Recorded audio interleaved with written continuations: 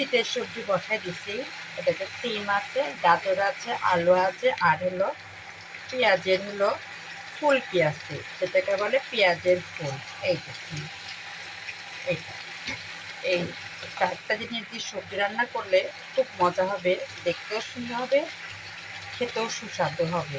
কারণ গাজর তো এমনি ভাজির মধ্যে দেওয়া হয়, তার সঙ্গে আছে আমার একটু পেঁয়াজের ফুলকি।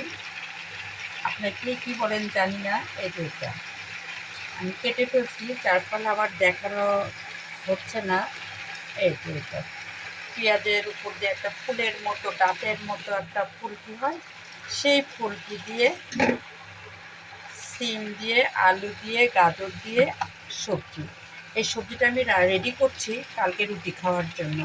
কারণ সকালবেলা, শীতের সকালে অনেক সময় ঘুম থেকে ওঠা হয় না, উঠে দৌড়াদৌড়ি শুরু হয়ে যায়। এই জন্য আমি বরাবরে সবজিটা রাতেই করে রাখি, শুধু সকালবেলা রুটি বানাই।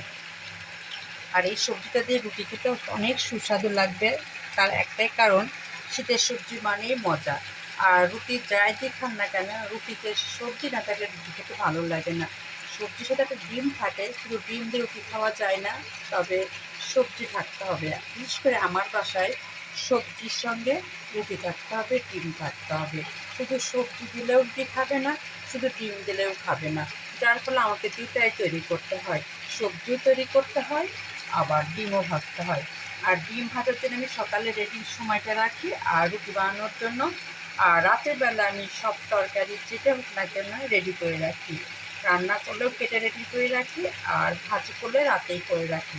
যেমন এটা আমি বসিয়ে দিয়েছি রাতের বেলা, এখন আমি ভাজি করে রেখে দেবো, কালকে আমি সকালবেলা এটা আমার রুটির সঙ্গে খাবে। এই শীতের সবজি দিয়ে রুটি খেতে অনেক টেস্ট। শীতকালের সবজিতে যতটা টেস্ট, গরমকালে কিন্তু ততটা টেস্ট হয় না। যদিও দাম বেশি, স্বাদ বেশি হওয়ার কথা, কিন্তু তার উল্টা হয়, দাম বেশি যায়, স্বাদ কম। আর শীতকালে সবজির দাম কম হয়, খেয়ে মজা পাওয়া যায়। এই দেখুন কি সুন্দর কালার হয়েছে, দেখুন।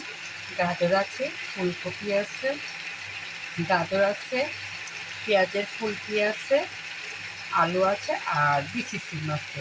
সিমগুলো বিচি, এর জন্য ভাজিটা করলেও খুব সুন্দর লাগে। তা আমি এখন ভাজি বসিয়ে দিয়েছি, কিছুদিন পরে নামাবো। তা আমার আজকে ভাজিটা হচ্ছে শীতের সবজি, আছে হলো পেঁয়াজের ফুলকি, বিচি এলাচি, গাজর আর আলু। এই দিয়ে আমার সবজি রান্না করা হচ্ছে কালকে সকালকের জন্য। তো এখানেই রাখলাম। আল্লাহ হাফেজ।